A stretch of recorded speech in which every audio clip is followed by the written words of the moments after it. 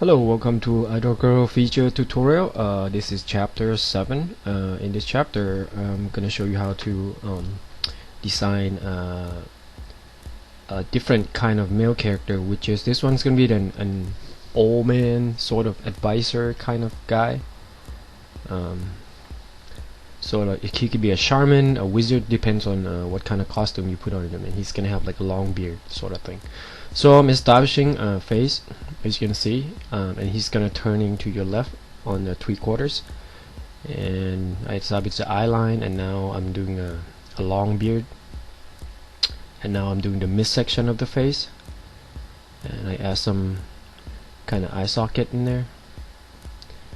So now you can see he's gonna be kind of old, sort of wrinkly guy with wisdom, kind of a shaman, old man, wizard guy. But I think I'm gonna kind of aiming for the shaman on this one. So I got his face going on, and I mostly use normal layer at the moment, and then in the beginning I work like really low opacity on the layer, and like 50 on the brush and 70 on the layer itself. I mean I don't really actually need to do that, but you can pick the lower kind of a less gradient to draw it on also, but the low opacity is easier for me to kind of adjust. And now I'm doing his side cheekbones and drawing the beard down. There you go.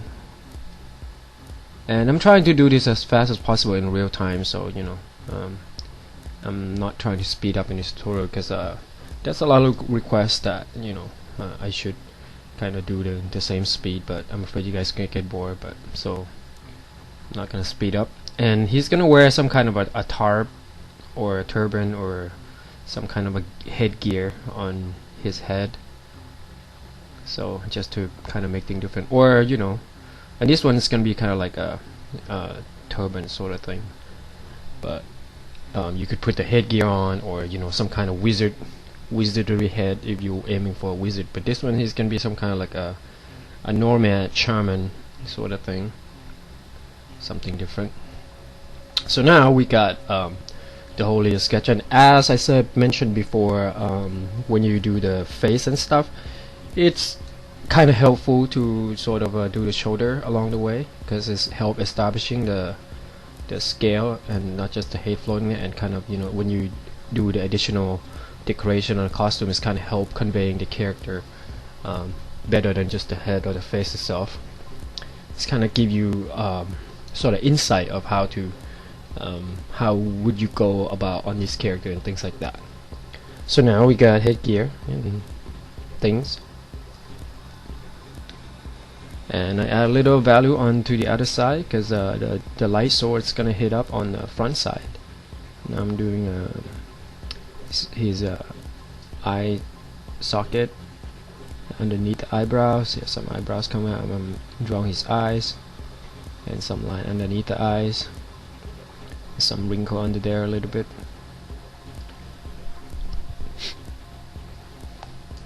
So, and on the other side, same thing. You just kind of have to keep your value consistent, using the same sort of thing. Like right now I'm going a little darker, and layer over here is 100% opacity, and then I'm doing the value on the cheekbones and on the side of the face, adding a darker value around the eyes, nose, and the cheekbones. There you go. Reshaping his face a little bit more, and outlining the tarp on his head. Now he's looking at us pretty much.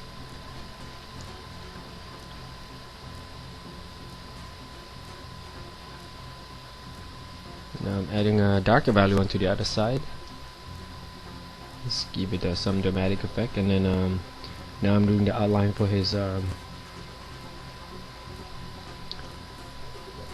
his lips, and there's a mustache that go over his upper lip, so you can only see the lower lips because they all fall into under the upper lips was covered by his mustache, the shadow underneath it. And now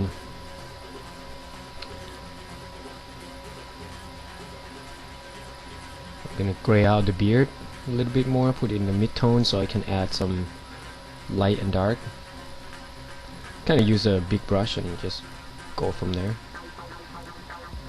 Just kind of lay out the mid-tone for first, and then the rest you can just, you know, put in light and dark in afterwards. And now I'm going into the his headgear and laying out some mid-tone. And now I'm using soft brush and hard brush together and lay out the mid-tone to everything. As you can see, there's a bunch of stroke. It's pretty much going to be a bunch of cloth that hanging around him, not a lot of metals or things like that. Maybe some beads coming around and things like that, because he's a shaman, some kind of a magic user, or a medicine man or something like that. And then a lot of scribbly line at the moment, trying to, you know, giving some hints of stuff that hanging around him. And then darken up one side just to give the variation of the value, make it more interesting. And some lighter beads,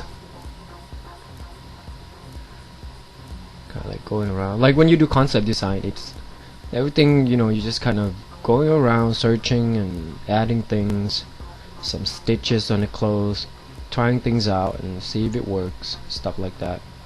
So now we got his whole costume going on. And now I'm going up to his face and adding some more value. At this point you have all the value that you kind of wanted, so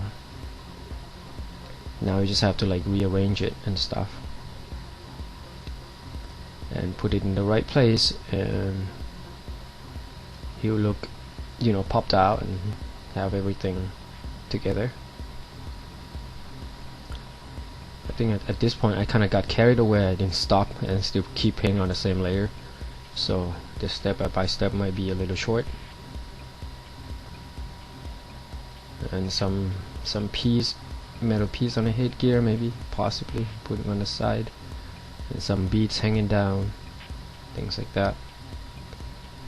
Adding some character. It's kind of like the more you add to the character, the more stuff you can think of what to add him with and things like that. And you can also, like, you know, look for a costume reference and things like that and add onto your character. But I've been doing this for a long time, so I have a lot of reference also in my head, and did a lot of research for, you know, like when you do fantasy video game and do character and stuff, so you pretty much have a lot of things you look at and things that you've seen, so it's kind of easier for me to come up with stuff. The more you look at stuff, the more stuff you can come up with. That's pretty much what it is. And art is all about practice, so you just practice doing it, and the more you do, the better you get. The first few times that's something that you do out of your comfort zone, you might be not that comfortable with it, but the more you do it, the more comfortable you get. And you also like trying to get better at what you're doing, and, you know, things like that. Doing research, looking at more stuff. So now I'm just kind of like, you know, adding stuff onto his headgear. And now I'm going to the face, adding some eyes, and some value onto the other side. Maybe that's a little too dark.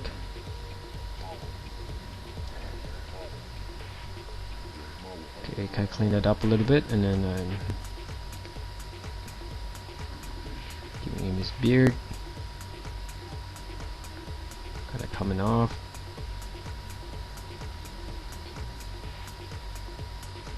So like when you paint hair or beard, you can lay down a mid-tone value, and then like right now I'm doing a darker value on a certain spot, just to keep it a strain. Think of it as a big clump, just kind of like you painting hair, but is give it a rougher kind of thing, like having some crooked line and things like that, because it's not going to be just like when you draw women's hair, it's supposed to be like smooth and things like that, and the clumps are all organized. But on beard, you kind of, you know, you draw in layers, and you know, you draw from mid and then to light, like what I'm doing right now, and giving it uneven texture and giving it sort of a chaos looking kind of beard. And now I'm tweaking his nose a little bit, make it a little more refined. So now his face kind of like coming together.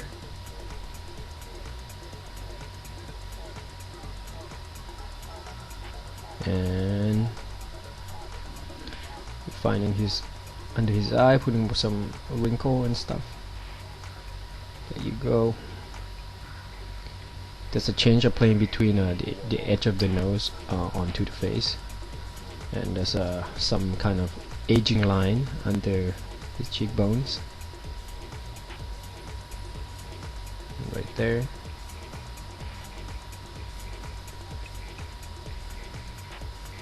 Now I'm adding more, trying to add more shadow onto the side of his face, on the cheekbones, and some aging line underneath his eyes, some wrinkle, and toning down the value that's too dark on the other side a little bit more.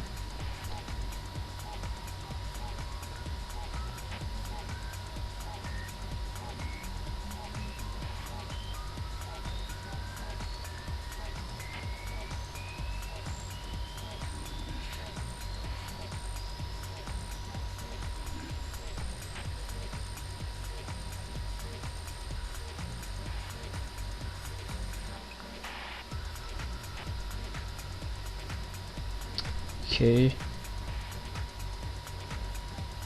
and at this point you just kind of have to like arranging the value and get them to the point of kind of how you want it. Like right now it looks okay, especially like for a guy wrinkling and you got a bunch of scribble, it's okay.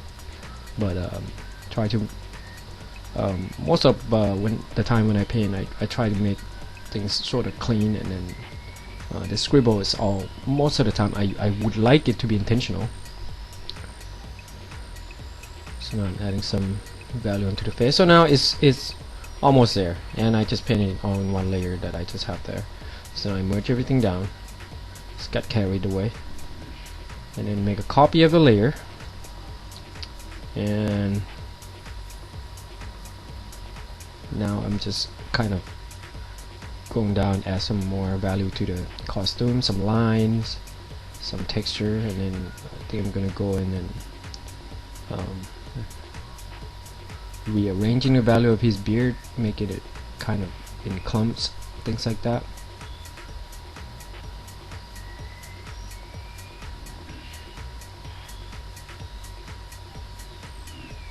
And then you can, you know, use a lighter color to pop things out and a darker color to push things back, kind of in between. Sort of use a bigger brush to lay out the section of the clumps of beard or things like that first before you go in and do some small line like what I'm doing right now, because you have like the section kind of separate with the value that you give out from the big brush, and then the small brush is for going in there and kind of adding some little minor detail. But first, if you make it readable using big brush, then that's a big shape, then if it's read, then you ready to go in and use a small brush and kind of add texture in there, like what I'm doing right now. So it's take a lot of trial. You might not be successful in doing the first trial, because it's kind of intimidating, because hair and beard are something that's sort of not easy. So it's one of those things that you have to spend time and observe and things like that, and how to simplify it. Don't complicate things, just kind of go and, you know,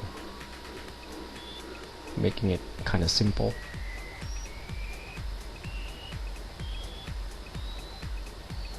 There you go. So As you can see, there's some hair texture there, and then the big clumps. Now I'm going in and trying to add value onto the face again, adding some darker line to a certain spot.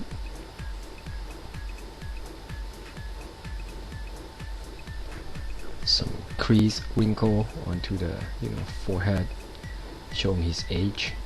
He's kind of like an older gentleman with magic or things like that, or whatever, shaman, medicine man, healer.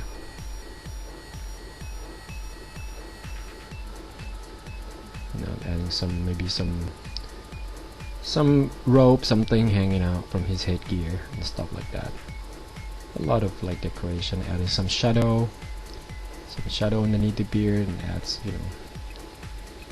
it's giving it more section to the beard. When you add the shadow, when you add the shadow from below, it's kind of giving it some more depth and shape, better shape and silhouette to the beard itself. Okay, make another copy. And now I'm using a dodge tool, kind of trying to bring out certain lighter spot, and use a color picker to pick the lighter color. Maybe I use a color dodge on the brush. That's what I'm doing right now, and bring out the lighter part of the beard. Just maybe a little streak here and there, kind of like making part of the beard pop out, mustache and things like that, and some highlight to the nose. Here we go, right up there above the eyebrows. So, and now I chain the brush back to normal and pick the lighter color still, using a high opacity like 80%, and doing some squiggling hair, sort of making it chaotic in the beard. So now it's look like beard.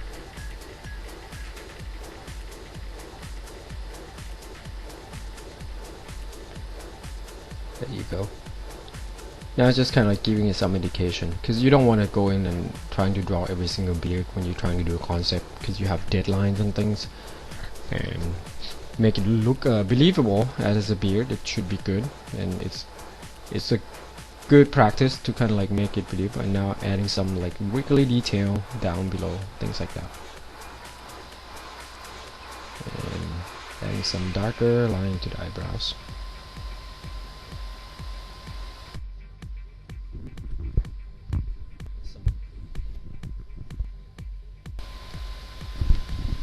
Okay, I think at this point it should be well enough, but I think that the eye is kind of the eye on the right is kind of a little lower than my taste, so maybe we'll fix it soon.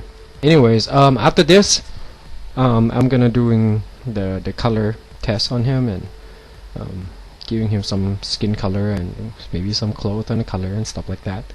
But from the beginning to this point, we to the point of like finishing it and stuff like that. If you prefer, there's on my face tutorial, the second one, face construct, we're painting it from, we're using color from the beginning to the end. But this one is kind of like some, you can paint monochromatic and then change it up later using color and using overlay and or multiply or whatever effect layer that you can use. Okay, here's the end of chapter 7, and in chapter 9 I'm gonna finish this guy up. This guy is kind of quick because I got carried away. Alright, see you next chapter.